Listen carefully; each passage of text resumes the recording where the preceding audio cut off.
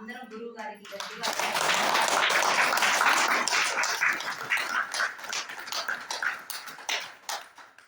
అలాగే నాకు ఆత్మ విద్య బ్రహ్మ విద్య మా గురువులు తట్టవర్తి వీర రాఘవరావు గారు, రాజ్యలక్ష్మి అమ్మ వారి ద్వారా నేను తెలుసుకున్నాను. కాబట్టి నా గురువులకు కూడా ధన్యవాదాలు. మనందరము దైవాలు, మనందరం ఆత్మస్వరూపులు. కాబట్టి మనకు మనమే ధన్యవాదాలు తెలియజేస్తాం.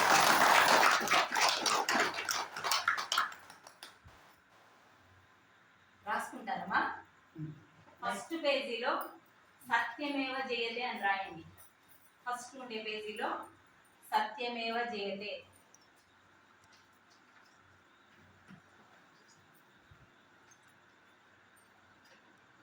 సత్యమేవ జయతే. Next page తిప్పుకోండి. మనం ఇప్పుడు ఆధ్యాత్మికత గురించి తెలుసుకుంటున్నాము కాబట్టి పైన హెడ్డింగ్ ఆధ్యాత్మికత అని పెట్టుకోండి. ఆధ్యాత్మికత.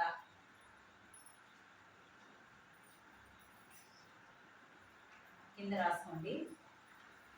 ఆది ప్లస్ ఆత్మ ప్లస్ కథ. ఆది అంటే ప్రారంభం నుంచి, మొదటి నుంచి రాసుకోండి. ఆది అంటే మొదటి నుంచి.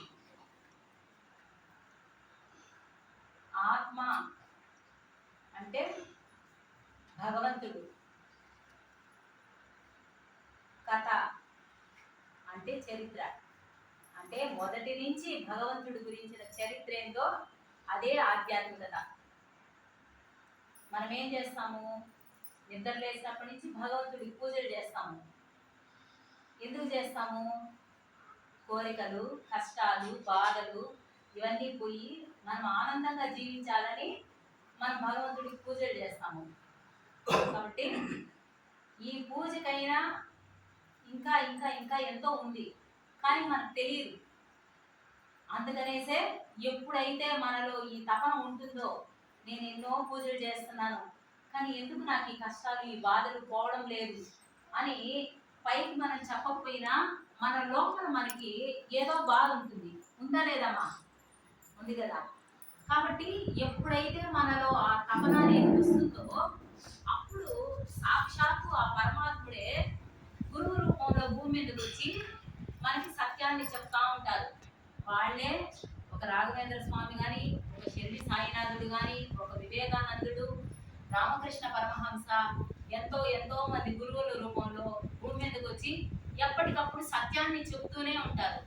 కానీ దాన్ని అర్థం చేసుకునే శక్తి మనకి లేక మనం భగవంతుడిని మళ్ళీ ప్రార్థన చేస్తాం. వాళ్ళ దగ్గరికి వెళ్ళి, స్వామి నాకు ఈ కష్టాలు ఉన్నాయి, ఈ బాధలు ఉన్నాయి, పోవాలి అనేసి అడుగుతాం అన్నమాట. దానికి భగవద్గీతలో కృష్ణ పరమాత్మ అన్నీ చెప్పేశాడు. కానీ మనం ఎవ్వరికి తెలుసుకునే అంత ఓపిక, ఇష్టము లేవన్నమాట. ఏదో ఒకటి మనకి మంచి జరిగిపోవాలి, డబ్బులు రావాలి, హ్యాపీగా ఉండాలి, ఇంతవరకే. కానీ అసలు ఈ మానవ జన్మ ఎందుకు, అసలు ఏంది అనే సత్యాన్ని మనం ఎప్పుడు తెలుసుకోవాలనుకో. ఎప్పుడైతే లోపల మన అంతరంలో ఏదో చెప్పరాని వేదన ఉంటుంది, ఎప్పుడైతే మనకు అంతటి వేదన మనలో కలుగుతుందో అప్పుడు సద్గురు రూపంలో భగవంతుడే వచ్చి మనకి సత్యాన్ని చెప్తాడు. ఆ సత్యాన్ని ఇప్పుడు మనం తెలుసుకుందాము. 64 కళల్లోకి ఆత్మ విద్య అన్నిటికన్నా చాలా గొప్పది. కాబట్టి ఇప్పుడు ఆత్మ విద్య గురించి మనం తెలుసుకుందాము. ఇప్పుడు ఒక మనిషి ఉంటారు, పక్కనే ఒక శవం ఉంటుంది, ఇద్దరికి గాలి తగులుతూ ఉంటుంది, శవం కదలదు. ఎందుకు? దానికి కాళ్ళు, చేతులు అన్నీ ఉన్నాయి కదా శవానికి కూడా, కానీ అది కదలదు. అందులో ఏ స్పర్శ ఉండదు. ఎందువల్ల? అందులో ఉన్న ఆత్మ వెళ్ళిపోయింది. కాబట్టి మనందరము కనిపించే ఈ శరీరం కాదు, కనిపించని ఆత్మలము. అంటే మనలో ఉన్న ప్రాణమే భగవంతుడు, ఆ ప్రాణమే ఆత్మ. ఆత్మ వెళ్ళిపోయింది కాబట్టి ఇంకా ఈ శరీరానికి ఏ ఇది లేదు, ఏ చలనము లేదు. కాబట్టి ఇప్పుడు మనం ఆత్మ అంటే ఏంది దాని గురించి తెలుసుకుందాము. భగవద్గీతలో కృష్ణ పరమాత్మ స్పష్టంగా చెప్పేశారు. అహమాత్మ గుడాకేశ సర్వభూత స్థిత అహం ఆదిశ్య మధ్యంచ భూతానామంత ఏవచ అని చెప్పారు. రాసుకోండి. అహమాత్మ గుడాకేశ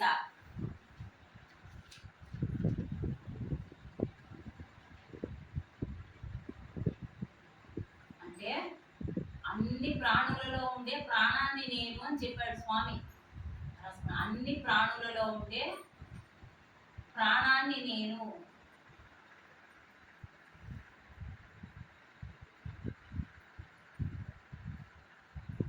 మనము భగవంతుడు అంటే ఏ విగ్రహమో ఏ మట్టి బొమ్మో అనుకుంటాం. ఆ విగ్రహాన్ని ఎవరు తయారు చేస్తారు?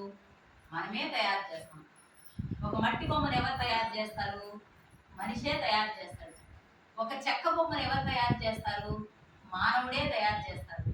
కానీ స్వామి చెప్పేశాడు, ఆయన అందుగలడు ఇందులేడని సందేహం వలదు. భగవంతుడు లేని చోటు లేదు, అన్ని దగ్గరలో ఆయన ఉంటాడు. కానీ మనం వెతకుతానే ఉన్నాము, పూజలు చేస్తానే ఉన్నాము, ప్రసాదాలు పెడతానే ఉన్నాము, దేవుడు కనిపించడం లేదు. ఎందుకంటే ఆయన చెప్పేశాడు, నీ లోపల ఉన్న ఆత్మను నేను అని. కాబట్టి మనము భగవంతుడిని బయట వెతికేది వదిలేసి మన లోపల వెతకాలి. లోపల వెతకాలంటే ధ్యానం చేయాలి. ఎప్పుడైతే మనము కళ్ళు మూసి మన శ్వాసని గమనిస్తామో మన లోపల ఉన్న మన ఆత్మతో మనం కనెక్ట్ అయిపోతాము. ఎప్పుడైతే ఆ భగవంతుడు మనల్ని పెంచుతాడో అప్పుడు స్వయంగా మనకు ఆయన దర్శనాన్ని ఇస్తాడు. కాబట్టి అంత స్థితికి మనం చేరుకోవాలంటే ధ్యానమే మార్గం. దానికి భగవద్గీతలో ఉత్తర గీతలో చెప్పారు పరమాత్మ. పూజ కోటి సమం స్తోత్రం రాసుకుంటున్నాం. ఉత్తర గీతలో కృష్ణ పరమాత్మ అర్జునుడికి చెప్పారు, పూజ కోటి సమం స్తోత్రం, స్తోత్ర కోటి సమం జపం, జపకోటి సమం ధ్యానం, ధ్యానకోటి సమోలయ. ఇంకోసారి చూడండి. పూజ కోటి సమం స్తోత్రం, స్తోత్ర కోటి సమం జపం, జపకోటి సమం ధ్యానం, ధ్యానకోటి సమోలయ. అంటే మనము పూజ చేస్తాం. నిద్ర లేస్తే కోటి సార్లు పూజ చేస్తే ఎంత ఫలితమో ఒక్క స్తోత్రం చదివితే అంత ఫలితం. స్తోత్రం అంటే విష్ణు సహస్రనామాలు, లలితా సహస్రనామాలు మనం చదువుతాం కదా. అంటే కోటి సార్లు పూజ చేసిన దాంతో ఒక్క స్తోత్రం సమానం. అదేవిధంగా స్తోత్రాన్ని కోటి సార్లు చదివితే ఎంత ఫలితమో ఒక్కసారి జపం చేస్తాం కదా. హరే కృష్ణ మహామంత్రం కానీ, ఓం నమ శివాయ కానీ, ఏ మంత్రమైనా సరే మనం కోటి సార్లు జపం చేస్తే ఎంత ఫలితమో ఒక్క గంట సేపు ధ్యానం చేస్తే అంత ఫలితం. ఒక్క గంట ధ్యానం చేస్తే 100 జన్మల్లో మనం చేసిన పాపాలన్నీ తొలగిపోతాయి. కాబట్టి ధ్యానం అనేది అన్నిటికన్నా చాలా గొప్పది. అందువల్ల మీ అందరూ ధ్యానం అనేది వదలకుండా ఖచ్చితంగా చేయండి. ఎంత ధ్యానం చేస్తారో అంతగా మీ కర్మలు దగ్ధమైపోయి మీరు భగవంతుడికి దగ్గరగా అవుతారు. అసలు ఫస్ట్ ఆధ్యాత్మికతలో భగవంతుడు అంటే మూల చైతన్యం, శ్రీమన్నారాయణుడు. ఆయన నుంచి వర్షపు చినుకులు ఏ విధంగా అయితే వర్షిస్తూ ఉంటాయో ఆ విధంగా ఆత్మలు వస్తూనే ఉంటాయన్నమాట. అవన్నీ జీవాత్మలుగా వచ్చి జన్మ తీసుకుంటాయి. భగవంతుడి నుంచి విడివడిన ఒక అంశాత్మ, ఒక అంశ అంటే తల్లి గర్భంలో నుంచి బిడ్డ ఏ విధంగా వస్తుందో అదే విధంగా భగవంతుడిలో నుంచి అంశాలు వస్తూనే ఉంటాయన్నమాట, వర్షపు చినుకుల్లాగా. ఆ అంశాలు మొదటగా రాతిలో జన్మం తీసుకుంటాయి. అంటే మనందరం కూడా భగవంతుడి నుంచి అంశగా బయటకు వచ్చి ఫస్ట్ రాళ్ళల్లో జన్మ తీసుకుంటాం. ఎన్ని రకాల రాళ్ళు ఉంటాయో అన్నింటిలో జన్మ తీసుకుంటాం. తర్వాత ఖనిజాలు అంటే రాగి, ఇత్తడి, ఇనుము ఉన్నాయి కదా, వాటిల్లో జన్మ తీసుకుంటాము. తర్వాత వృక్షాలు, తర్వాత పశుపక్షాదులు. ఈ విధంగా ఒక అంశ భగవంతుడి నుంచి విడివడి ఎన్నో ఎన్నో ఎన్నో ఎన్నో జన్మలు తీసుకుంటూ 84 లక్షల జీవరాశులు, అంటే ఒక చీమ, దోమ, పురుగు ఎన్ని ఉన్నాయో అన్నిటిలో జన్మ తీసుకొని తర్వాత మనిషిగా వస్తాం. కాబట్టి మానవ జన్మ అనేది అంత ఈజీగా అంత ఊరికే వచ్చింది కాదు. ఇది చాలా చాలా విలువైనది. కాబట్టి ఈ మానవ జన్మ ఎంత విలువైనది అని ప్రతి క్షణము మనము వృధా కాకుండా చాలా చాలా జాగ్రత్తగా మన సమయాన్ని ఉపయోగించుకోవాలి. ఎందుకంటే ఈ జీవుడు ఈ శరీరంలోకి వచ్చిన తర్వాత ఎప్పుడు ఉంటాడో ఎప్పుడు వెళ్ళిపోతాడో ఎవరికీ తెలియదు. కాబట్టి ఇందులో ఉన్నప్పుడే సత్యాన్ని తెలుసుకోవాలి. సత్యం ఏమిటంటే ఆత్మ ఒక్కటే సత్యం. కంటికి కనిపించే ఈ సకల చరాచర జగత్తు ఒకప్పుడు ఉంటుంది, ఒకప్పుడు ఉండదు. పెద్ద పెద్ద బంగ్లాలు ఉంటాయి, ఎప్పుడు ఉంటాయా? వెళ్ళిపోతాయి. మనుషులు ఉంటారు, ఎప్పుడు ఉంటారా? వాళ్ళు ఎంత అందంగా ఉని, ఎంత డబ్బులు ఉండని, ఎంత పదవులు ఉండని, ఏమి ఉన్నా శరీరంలోకి వచ్చిన తర్వాత ఒకరోజు శరీరాన్ని ఖచ్చితంగా వదిలేయాల్సిందే. ఒక్క భగవంతుడు మాత్రమే ఎప్పటికీ ఉండేవాడు. కాబట్టి ఈ శరీరంలో ఉన్నప్పుడే మనం ఆ భగవంతుడిని దర్శనం చేసుకోవాలి. ఏమా అర్థమవుతుందా? కాబట్టి ఇప్పుడు మనందరం ఏం చేయాలా? మన లోపల ఉన్న ఆత్మ, అన్నమయ్య చెప్పేశాడు, అంతర్యామి అన్నారు. అంటే మన లోపల ఉన్న భగవంతుడిని మనం దర్శనం చేసుకోవాలి. అదే మానవ జన్మ యొక్క అసలు సార్థకత. కాబట్టి మీ అందరూ కూడా ఎప్పుడు సమయం దొరికితే అప్పుడు ఖచ్చితంగా ధ్యానం చేయండి. ఒక్క క్షణం కూడా వృధా చేయొద్దు. ఎందుకంటే డబ్బు వస్తుంది, ఏవైనా వస్తాయి, కానీ జరిగిపోయిన సమయం మాత్రం తిరిగి రాదు. ఒక్క క్షణం కూడా మనం వృధా చేయకూడదు. ఇంట్లో పనులు ఉన్నాయి, చేసుకోవాలి. లేదు, గురువులు చెప్పే అద్భుతమైన క్లాసులు ఉన్నాయి, ఇటువంటి సత్సంగాలు జరుగుతూ ఉంటాయి. వెళ్ళినప్పుడు అక్కడ మనం ఎన్నో విషయాల్ని తెలుసుకోగలుగుతాము. ఇలాంటి వాటిలో పార్టిసిపేట్ చేయాలి. అదేవిధంగా మనం తెలుసుకున్న మంచి ధ్యానం చేయాలి అనేది నలుగురికి చెప్పాలి. కాబట్టి భగవంతుణ్ణి మనం చేరుకోవాలంటే ఎన్నో ఎన్నో ఎన్నో ఉన్నాయన్నమాట. ఊరికే దేవుణ్ణి కళ్ళు మూసుకొని ధ్యానం చేసేసి భగవంతుడా నేను నీ దగ్గరికి వచ్చేయాలి, లేదు నాకు ఈ కోరిక తీరాలి అంటే అంత ఈజీ కాదు. దానికి చాలా చాలా మనం తెలుసుకోవాల్సినవి ఉన్నాయి. అవేమంటే జ్ఞాన నవరత్నాలు అక్కడ ఉన్నాయి. ఆ బోర్డు కొద్దిగా ఇస్తారా?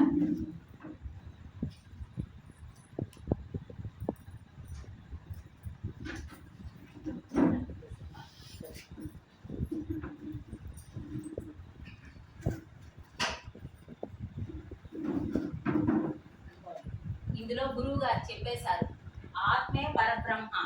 అంటే మన శరీరంలో ఆత్మే భగవంతుడు. ఇందులో నుంచి ఈ ఆత్మ బయటికి వెళ్ళిపోయిందంటే ఇది శవం. చేతులు ఉంటాయి, కాళ్ళు ఉంటాయి, అన్నీ ఉంటాయి శవానికి. కానీ ఏదో వెళ్ళిపోయింది శరీరంలోంచి. ఏం వెళ్ళిపోయింది? ఆత్మ. కాబట్టి ఆత్మే పరబ్రహ్మ, ఆత్మే భగవంతుడు. ఆ భగవంతుడే జీవుడే దేవుడు. అంటే మనలో ఉన్న ఈ జీవుడు దేవుడు. దేహమే దేవాలయము. మనము గుడికి వెళ్తాము, కానీ గుడి కన్నా ఇది నిజమైన గుడి. మనం తెలియక ఏమనుకుంటాము, గుడికి వెళ్ళాము, పూజ చేసాము, మన కోరికలు ఏమీ తీరలేదు అనుకుంటాము. ఈ శరీరం అనే ఈ దేవాలయంలో ఉన్న ఆ భగవంతుడిని మనం దర్శించాలి. శ్వాసే గురువు. అంటే మనం ఏమనుకుంటాము, ఎవరెవరో గురువులు అనుకుంటాము. వాళ్ళందరూ కాదు, మన శ్వాస. ఎందుకంటే ఈ శ్వాస అనే గురువుని పట్టుకున్నామంటే ఆ గురువు మన లోపల ఉన్న ఆ పరబ్రహ్మ దగ్గరికి మనల్ని తీసుకెళ్ళిపోతారు. సమయమే సాధన. మీరు ఎంతసేపు అంతగా భగవంతుడికి దగ్గర అవుతారు. అదేవిధంగా ధ్యానం అంటే కళ్ళు మూసుకొని కూర్చోవడం ధ్యానం కాదు. ఆలోచన రహిత స్థితి అంటే మన మనసుని ఖాళీ చేయాలి. ఏ ఆలోచన లేకుండా ఎప్పుడైతే మన మనసు ఖాళీ అవుతుందో అప్పుడు విశ్వమయ ప్రాణశక్తి మన శరీరంలోకి వచ్చి అప్పుడు మన కర్మలన్నీ దగ్ధమైపోయినప్పుడు మనము లోపల ఉన్న ఆ భగవంతుడిని దర్శించగలుగుతాము. కాబట్టి ధ్యానము అంటే సైలెన్స్, పూర్తి సైలెన్స్లోకి వెళ్ళిపోవాలి. సైలెన్స్ అంటే మళ్ళీ కళ్ళు మూసుకొని నిద్రలోకి వెళ్ళిపోయి నేను నిద్రపోయానా ధ్యానం చేశానా అనేది కూడా తెలియకుండా చాలా మంది నిద్రలోకి వెళ్ళిపోతారు. మళ్ళీ అది తప్పు. నేను 2 గంటలు ధ్యానం చేశాను, సంవత్సరం నుంచి చేస్తున్నాను, 2 సంవత్సరాల నుంచి చేస్తున్నాను, నాకు ఏ ఫలితము కనిపించలేదు అంటే అది కరెక్ట్ కాదు. నిజమైన సాధన ఏమంటే సైలెన్స్ మెడిటేషన్. అంటే గాఢ నిద్రలో మనం అంటాం నిద్ర లేచిన తర్వాత నాకు అసలు ఒళ్ళే తెలియకుండా నిద్రపోయాను అంటాము. మరి ఎవరికి తెలిసింది నేను అంత నిద్రపోయానని? అంటే మనం నిద్రలో ఉన్న ఆత్మ వెలుగుగానే ఉంది. అదేవిధంగా ధ్యానంలో కూడా మనం మెలకువలోనే ఉంటాము, కానీ సైలెన్స్లోకి వెళ్ళిపోతాం అనమాట. అటువంటి స్థితిలోకి చేయాలి. అది నిజమైన ధ్యానం అంటే. సహనమే ప్రగతి. అంటే మన ధ్యానంలో కూర్చున్నప్పుడు నడుము నొప్పి, వీపులో నొప్పి, చేతులు నొప్పి, కాళ్ళు నొప్పి, రకరకాల నొప్పులు వస్తాయి. ఎందుకంటే జన్మల నుంచి మనం చేసుకున్న కర్మలన్నీ మన ప్రాణమయ శరీరంలో నిక్షిప్తమైపోయి ఉంటాయి అన్నమాట. ఎప్పుడైతే ఈ విశ్వశక్తి మన లోపలికి వస్తుందో ఆ కర్మలన్నీ బయటికి వెళ్ళిపోయేటప్పుడు నొప్పులు వస్తాయి. ఏమీ కాదు, భరించుకోవాలి. సాక్షిగా చూస్తూ కూర్చోవాలి. కాలు నొప్పా, ఓకే పోతుందిలే, చేయి నొప్పా, ఓకే పోతుందిలే అనుకోవాలి. కానీ అయ్యో నాకు చేయి నొప్పి వచ్చేసింది, కాలు నొప్పి వచ్చేసింది, ఇంక నేను ధ్యానం చేయను అని ధ్యానాన్ని వదలకూడదు. ఎందుకంటే ఎంత పట్టుదలగా చేస్తామో అంతగా దేవుణ్ణి చేరుకోవడం అంత ఈజీ కాదు కదా. మన ఇంట్లో ఒక చిన్న పని చేయాలంటేనే ఎంతో కష్టపడతాము. అటువంటిది ఆ దేవాది దేవుణ్ణి మనం చేరుకోవాలంటే ఎంతో తపన మనలో ఉండాలి. కాబట్టి ఏమి నొప్పులు వచ్చినా శ్రద్ధగా పట్టుదలగా ఏమైతే అయింది పర్లేదు, నేను గంట సేపు ధ్యానం చేయాలి అంతే, నేను లేను అని ఎంత మొండిగా ఉంటామో అంతగా ఆయన్ని మెప్పిస్తామన్నమాట. మనం అనుభవమే జ్ఞానం అంటే మనకు అర్థమైపోతుంది. ధ్యానం ఎప్పుడైతే మనం మొదలు పెడతామో, ధ్యానం చెయ్యక ముందు మన శరీరం ఎలా ఉంది, మన మనసు ఎలా ఉంది, మన పరిస్థితులు ఎలా ఉన్నాయి, ధ్యానం చేయడం మొదలు పెట్టిన తర్వాత ఎలా ఉంది అన్న విషయాలు మనకే అర్థమైపోతాయి. కాబట్టి మన అనుభవమే మనకి ఒక జ్ఞానంగా తయారవుతూ వస్తుంది. దానమే ధర్మము. దానం చేయాలా. ఏం దానం చేయాలా? ధ్యానాన్ని దానం చేయాలా. అన్నం పెడతారు, భారతం అందరికీ అన్నం పెడుతుంది, కాసేపుకి ఖాళీ అయిపోతుంది పొట్ట కదా. అదేవిధంగా బట్టలు ఇస్తారు ఎవరైనా, 6 నెలలు అయితే చినిగిపోతాయి కదా. కానీ ధ్యానము అనే దాన్ని మనం దానం చేసామంటే ఒక జీవి ఉద్ధరించబడతాడు అనమాట. కాబట్టి ప్రతి ఒక్కరము ఏది దానం చేయాలంటే ధ్యానాన్ని దానం చేయాలి. ధర్మమే పుణ్యము. మనకి పుణ్యాన్ని కలిగించేది ఏదంటే ఈ ధ్యానాన్ని మనం ఎంతమందికి చెప్తామో అదే ధర్మం. అయ్యా ధర్మం చేయండి అంటాడు ఒక భిక్షగాడు, అంత అన్నం పెడతాము, దానివల్ల వచ్చే ధర్మం కాదు. ఈ ధర్మము మీరు ఎంతమందికి ధ్యానాన్ని నేర్పిస్తారో ఆ ధర్మము మిమ్మల్ని, మీ పిల్లల్ని తరతరాలని కాపాడుతుంది. కాబట్టి ఈ ధర్మమే పుణ్యము. ఈ పాయింట్స్ రాసుకొని మీరు నోట్స్లో ప్రతిరోజు ఒక్కసారి చూస్తూ ఉండాలన్నమాట. నోట్స్ ఎందుకంటే ఇప్పుడు మాలాగా ఏదో కొంచెం తెలిసిన వాళ్ళు వచ్చి చెప్తా ఉంటారు, వింటాము, మళ్ళీ ఇంటికి వెళ్ళి ఏదో చెప్పినారు మర్చిపోతాం. ఏం విన్నారు క్లాస్లో అంటే ఏదో చెప్పినారు విన్నాము. కానీ ఎప్పుడైతే నోట్స్లో రాస్తామో, దాన్ని మళ్ళీ మళ్ళీ చూస్తామో అప్పుడు అది మన మైండ్లో ఫిక్స్ అయిపోతుంది అనమాట. కాబట్టి రాసుకోండి, అందరు రాసుకోండి. మా ఆత్మే పరబ్రహ్మ, జ్ఞాన నవరత్నాలు అని రాసుకోండి. జ్ఞాన నవరత్నాలు.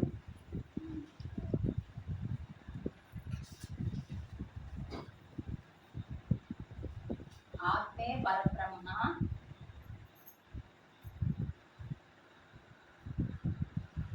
జీవుడే దేవుడు,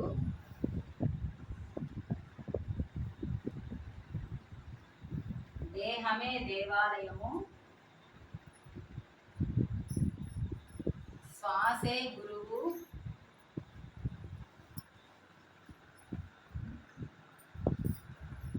సమయమే సాధన, సహనమే ప్రగతి,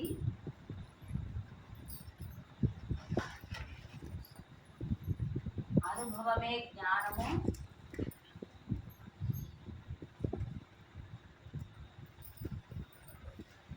దానమే ధర్మము,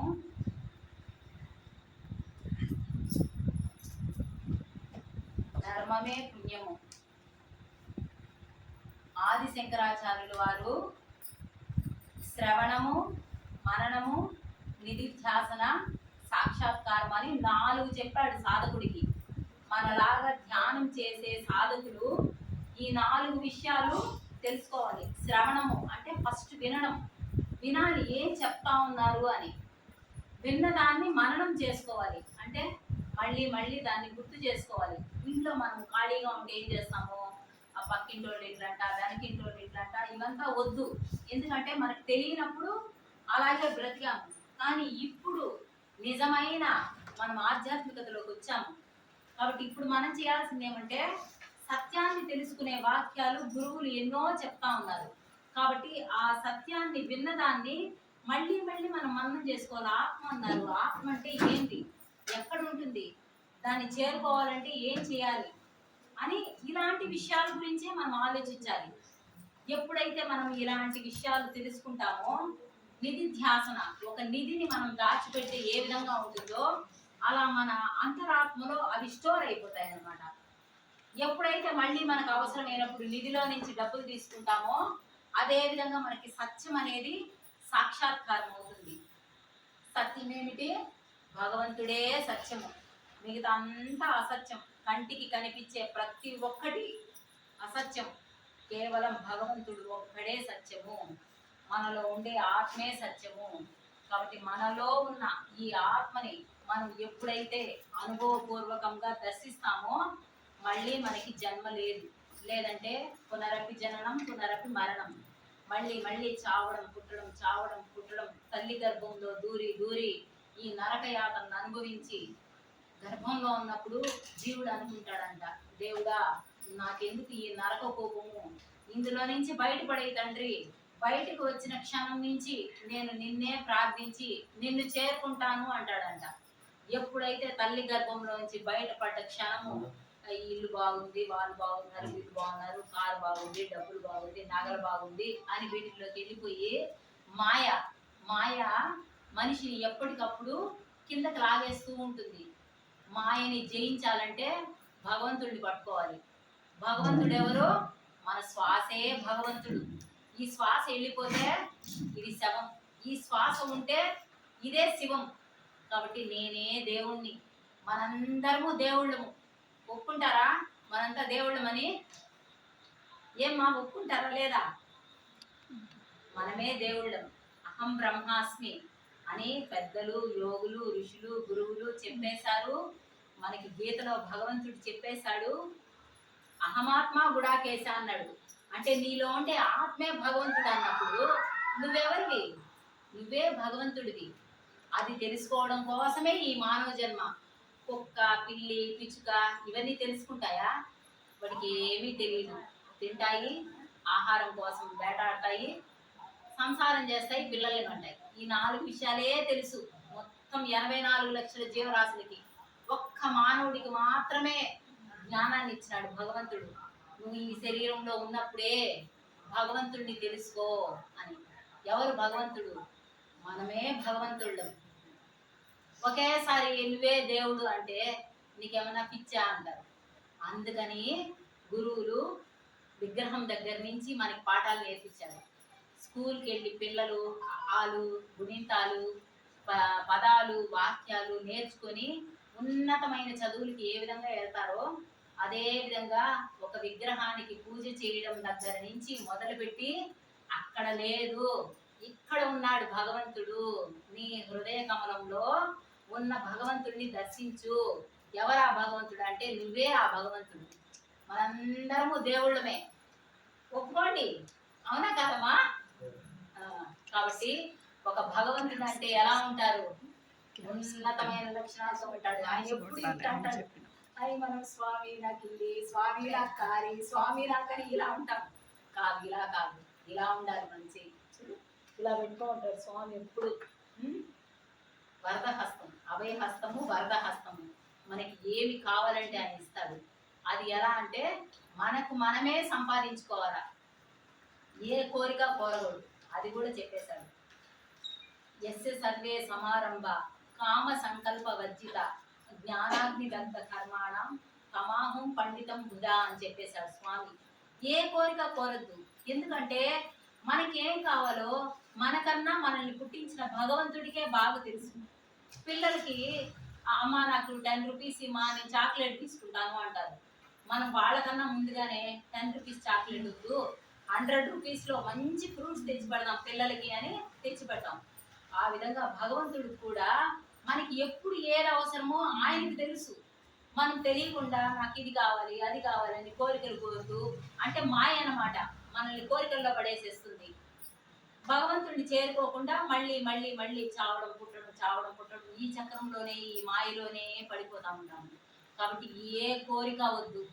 నిజంగా భగవంతుడిని చేరుకోవాలి అని ఉంటే, భగవంతుడిని నమ్మితే, నువ్వు ఏమి ఇస్తే నేను దాంతోనే బ్రతకతాను అని మనం పట్టుదలగా ధ్యానం చేసుకుంటూ ఈ సత్యాన్ని గుర్తుపెట్టుకోవాలా ఎప్పటికీ. దేవుడు నాకేం కావాలన్నా నా మంచి చెడు ఆయన చూసుకుంటాడు. దానికి కూడా ఆయన గీతలో చెప్పేశాడు, సర్వధర్మాన్ పరిత్యజ్య మామేకం శరణం రజ అహంతో సర్వ పాపేభ్యో మోక్షయిష్యామి మా శుచః అని చెప్పారు ఆయన. అంటే మీకు ఏమి ఉన్నా ఎన్ని ఉన్నా 1,00,000 పనులున్నాయి, అన్ని కాసేపు పక్కన పెట్టేసి, అంటే పనులు చెయ్యొద్దని కాదు, నిద్ర లేసాము మన పనులు ఏమున్నాయి అన్నీ చేసేసి పక్కన పెట్టేసి కూర్చొని ధ్యానం చేయండి. మీకు ఏం కావాలో మీ మంచి చెడ్డలన్నీ నేను చూస్తాను అని ఆయన చెప్పేశాడు. కాబట్టి ఖచ్చితంగా ప్రతి ఒక్కరూ ధ్యానం అనేది తప్పకుండా చేసుకోవాలి. అదేవిధంగా అనన్యాశ్చింతయంతో మాం ఏ జన పరిపాసతే తేషాం నిత్యాభియుక్తానాం యోగక్షేమం వహామ్యహం అని కూడా చెప్పేశారు. అంటే ఇంకా దిక్కు తెలియని చింతలు, బాధలు, అర్థం కాలేదు, మన జీవితం ఏందో మనకే తెలియడం లేదు, ఎందుకు ఈ సమస్యలు, ఎందుకు ఈ బాధలు, ఇటువంటి క్లిష్టమైన పరిస్థితులు ఉన్నప్పుడు కూడా మీరు కూర్చొని ధ్యానం చేశారంటే మీ యోగక్షేమాలు, యోగము అంటే ఆధ్యాత్మిక ఉన్నతి, క్షేమము అంటే ఈ భూమి మీద ఉన్నప్పుడు మనకి ఏం అవసరమో ఆ మంచి చెడ్డలన్నీ నేనే చూస్తాను అన్నాడు. కాబట్టి భగవంతుడు ఉండేది సత్యము అని నమ్మి మనందరము ఎంతగా ధ్యానం చేస్తామో అంతగా మన లోపల ఉన్న భగవంతుడితో మనం కనెక్ట్ అయిపోయి మనకి ఏది అవసరమో, మనకి ఏది మంచిదో మనం ఆయన్ని కోరకుండానే మన దగ్గరికి తీసుకొచ్చి పెడతాడు.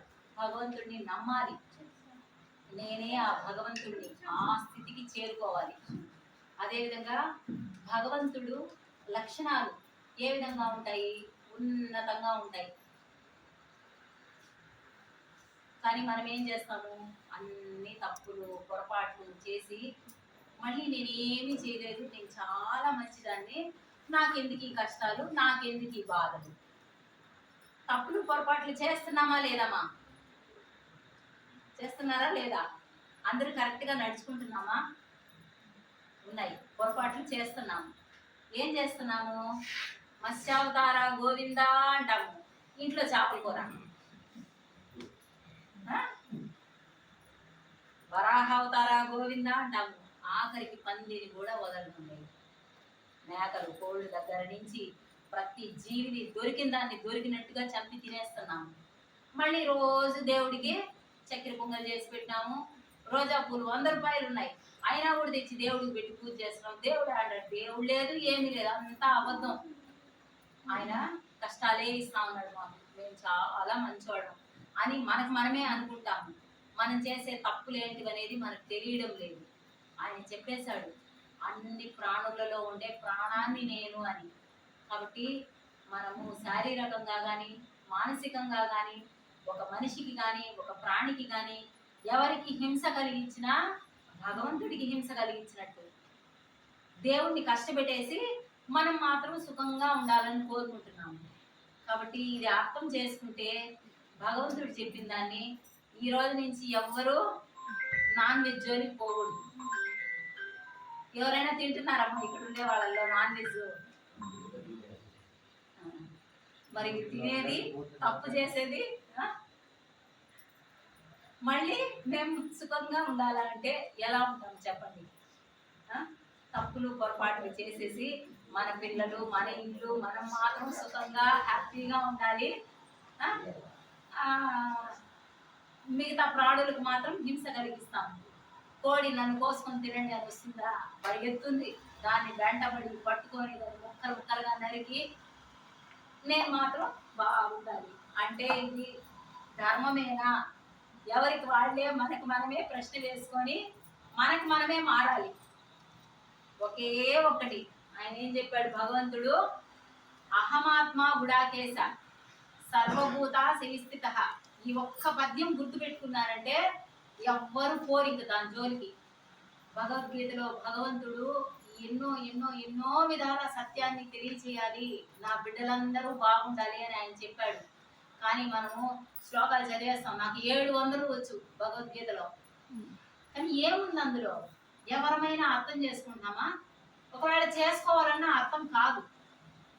ఎప్పుడైతే ధ్యానం చేస్తామో, ధ్యానం చేసినప్పుడు మన బుద్ధి శుద్ధ బుద్ధిగా తయారవుతుంది. అప్పుడు ఈ మనసు ఖాళీగా అయిపోయినప్పుడు అందులో ఉన్న సత్యాన్ని పట్టుకుంటుంది. కాబట్టి సత్యాన్ని తెలుసుకోవాలి, భగవంతుణ్ణి తెలుసుకోవాలి, ఆత్మను తెలుసుకోవాలి. నేను పునరపి జననం పునరపి మరణం అనేది లేకుండా ఆ స్వామిలో ఐక్యమైపోవాలి, నేనే ఆ భగవంతుణ్ణి అన్న సత్యాన్ని తెలుసుకోవాలి అంటే అందరూ శాకాహారులు అవ్వాలి, శుద్ధ శాకాహారులు అవ్వాలి. ఆయన గీతలో చెప్పనిదంటూ ఏది లేదు, మనం తెలుసుకోలేదు. ఎప్పుడైతే 7 జన్మల్లో మనం ఈ శరీరంలో ఉన్నప్పుడు భగవంతుడిని ప్రార్థన చేస్తామంట, దేవుడా నేనేం తప్పు చేసినాను, నేనేం పాపం చేసినాను, నాకెందుకు నా ఈ కష్టాలు ఈ బాధలు అని 7 జన్మల్లో ఏడిస్తే అప్పుడు సాక్షాత్తు ఆ పరబ్రహ్మ ఇలా సద్గురు రూపంలో వచ్చి మనం చేసుకున్న పుణ్యం వల్ల మనకి ఇటువంటి సత్యాన్ని తెలియజేశారు. పత్రికారు రాకపోయింటే ఇప్పుడు మనకి ఈ సత్యం తెలియదు. మనం తప్పులు పొరపాట్లు చేస్తూనే మళ్ళీ మళ్ళీ పుడుతూనే ఇది జరుగుతూనే ఉంటుంది. అదేవిధంగా స్వామి ఎన్నో జన్మలు చచ్చి పుట్టి తప్పులు పాపాలు మంచి చెడ్డలు చేసి చేసి పుణ్యాలే చేశామంటే దేవతలుగా జన్మ తీసుకుంటాము. స్వర్గంలో వెళ్ళి దేవతలుగా ఈ భూమి మీద ఎంత పుణ్యం చేశామో అంతకాలం స్వర్గంలో ఉండి మళ్ళీ తిరిగి భూమి మీద పుట్టాలి. అదేవిధంగా తప్పులు పాపాలు చేశామంటే జంతు జన్మల్లోకి వెళ్ళిపోతాం. ఈ శరీరాన్ని వదిలేటప్పుడు మనం ఏ విధమైన ఆలోచన పెట్టుకుంటామో ఆ విధమైన జన్మలోకి వెళ్ళిపోతాం. అందుకే పెద్దవాళ్ళు పిల్లలకి భగవంతుడి పేరు పెట్టి నారాయణనో రామయ్యనో ఏదో ఒక భగవంతుడి పేరు పెట్టి భగవంతుడిని పిలిచినట్టుగా పిలుస్తూ బిడ్డల్ని పిలిచినా భగవంతుడికే చేరుతుంది అది. కానీ ఇప్పుడు పేర్లు కూడా ఇష్టం వచ్చినట్టు పేర్లు పెట్టేసుకుంటున్నాము. కాబట్టి దేవుడు అనే వాక్యమే లేదు, ఊరికే పైకి మాత్రమే అందరం బొట్టు పెట్టుకొని దేవుడా దేవుడా దేవుడా అనుకుంటున్నాం. కానీ నిజమైన మన ఆత్మలో భగవంతుడి పట్ల శ్రద్ధ భక్తి లేవు. భగవంతుడిని చేరుకోవాలి అన్న నిజమైన సంకల్పం మనలో ఉంటే అందరూ సత్యాన్ని పట్టుకోవాలి. సత్యం ఏమిటంటే ఆత్మే భగవంతుడు. దీనికి ఒక చిన్న కథ చెప్తాను, చెప్పమంటారమ్మా? భారతదేశానికి భారతదేశము అనే పేరు ఎలా వచ్చిందంటే భరతుడు అనే రాజు మన దేశాన్ని పరిపాలించాడు. ఆయన చాలా ధర్మమైన పరిపాలన చేశాడు. ఆయనకి 10 మంది పిల్లలు అయినా కూడా ఆయన ఇంకా నేను రాజ్యాన్ని వదిలేసి వెళ్ళి ధ్యానం చేసుకొని భగవంతుడిలో చేరుకోవాలి, ఇంకా నేను ఈ బాధ్యతల నుంచి బయటకు వచ్చేయాలి అని నిర్ణయించుకున్న తర్వాత తన పిల్లలకి రాజ్యాన్ని అప్పచెప్పలేదు. రాజ్యంలో ప్రకటన వేసి మొత్తం ఉన్న యువకులందరూ నేను కొన్ని ఆ, విద్యలు ఎవరు దానికి అర్హత పొందుతారో వాళ్ళకే నేను ఈ రాజ్యాన్ని పట్టాభిషేకం చేస్తాను అని చెప్పి ఆయన పెట్టి దానికి అర్హత కలిగిన వ్యక్తికి తన రాజ్యాన్ని అప్పచెప్పి తన 10 మంది పిల్లలకి ఏదో గ్రామాలు బంగారు డబ్బు ఏమేమి ఇవ్వాలో వాళ్ళకందరికి ఇచ్చేసి తల్లిదండ్రులకి భార్యకి అందరినీ సెటిల్ చేసేసి అడవిలోకి వెళ్ళిపోయాడు. వెళ్ళిపోయి సాధన చేసుకుంటూ ఎప్పుడు భగవంతుడి మీదే ధ్యాసతో ఉండేవాడు. ఆయన ఒకరోజు నది దగ్గరికి స్నానానికి వెళ్తూ ఉంటే ఒక జింక ఒక పిల్లని కనేసి నదిలో కొట్టుకెళ్ళిపోతుంది.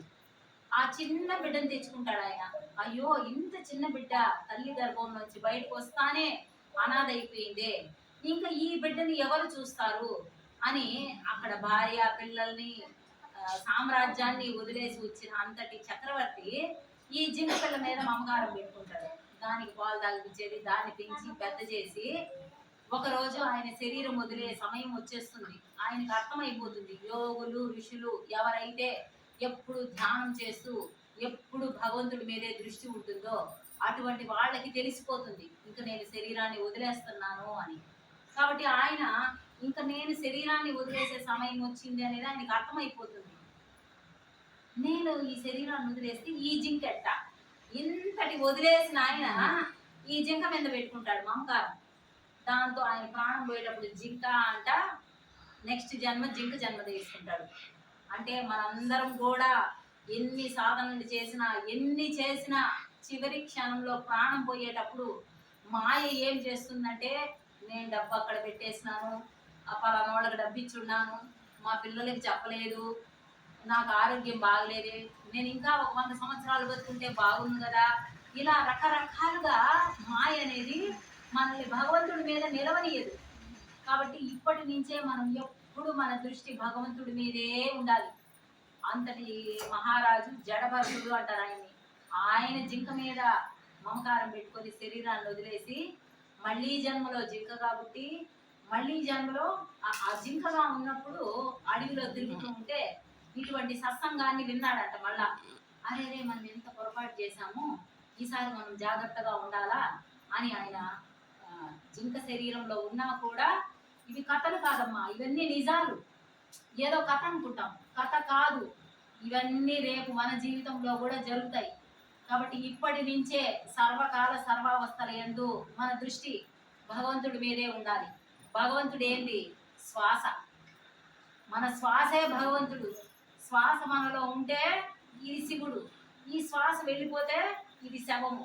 కాబట్టి ఎప్పుడు నిరంతరం మనం ఏ పని చేస్తున్నా మన ఆలోచన అంతా మన శ్వాస మీదే ఉండాలి. ఎప్పుడైతే భగవంతుడికి దగ్గరగా ఉంటామో ప్రాణం పోయేటప్పుడు వాత పిత్త కఫాలు అటగిస్తాయి. 1000 తేళ్లు ఒక్కసారిగా కుడితే, 1000 కాదు 10,000 తేళ్లు ఒక్కసారి కుడితే ఎంత నొప్పి అంత నొప్పి ఉంటుందంట. అటువంటి అప్పుడు కూడా శ్వాస మీద ఇప్పుడు మనకు అలవాటు అయిపోయిందంటే మన దృష్టి ఆటోమేటిక్గా మన శ్వాస మీదకి వెళ్ళిపోతుంది. ఆ సాధన ఇప్పటి నుంచే మనం చేసుకోవాలి. ఇంకా వేరే ఏవి రావు మనతో, ఎన్ని ఉన్నా ఏవి ఉన్నా ఏవి రావు. ఖాళీగా వచ్చాము, ఖాళీగా వెళ్ళిపోతాము. కాబట్టి ఈ ఎప్పుడు కూడా మన ఆలోచన అంతా మన శ్వాస మీదే ఉండాలి. మన శ్వాసే భగవంతుడు, మన శ్వాసే ఆత్మ. కాబట్టి మన లోపల ఉన్న ఈ ఆత్మ, ఈ జ్యోతిని మనం దర్శించాలి. మనం సాధన చేయగా చేయగా చేయగా మన గుణాలు, త్రిగుణాలు, సత్వ తమ రజోగుణాలు, ఈ 3 గుణాలు మనల్ని ఎప్పటికప్పుడు చేయకూడని పనులు చేయిస్తాయి. తినకూడని తిండి మీదే మనసుని తీసుకెళ్తాయి. మనం ఏమి చేయకూడదో వాటి మీదకే వెళ్తూ ఉంటుంది. వద్దు అని మనసుని మన కంట్రోల్లో పెట్టుకోవాలి. మనసు చెప్పినట్టు మనం విన్నామంటే మనల్ని ఎప్పటికప్పుడు మాయలోకి లాగేస్తుంది. మనసు చెప్పినట్టు మనం వినకుండా మనం చెప్పినట్టు మనసు వినే విధంగా మన కంట్రోల్లో పెట్టుకోవాలంటే మనం ఎప్పుడు సాధనలోనే ఉండాలి. అంటే ఎంత పట్టుదల కావాలి చూడండి, దేవుణ్ణి చేరాలంటే అంత ఈజీ కాదు. కాబట్టి అకుంఠిత దీక్ష అంటారు కదా, అంత దీక్షగా అంత పట్టుదలగా సర్వం భగవంతుడే భగవంతుడే అని మన దృష్టి ఎప్పుడైతే స్వామి మీదే ఉంటుందో అప్పుడు ఆయనే ఓడిపోతాడు. వచ్చి ఓకే రా ఇంక నా దగ్గరికి అని ఆయన తీసుకునే విధంగా మనం అంత మొండిగా భగవంతుడిని పట్టుకోవాలి. కాబట్టి మనందరిలో అంతరాత్మగా ఉన్న ఆత్మ అనే భగవంతుడిని పట్టుకోవాలంటే, చేరుకోవాలంటే శ్వాస మీద ధ్యాస ఎప్పుడు ధ్యానంలో ఉండాలి. ఓకేనమ్మా?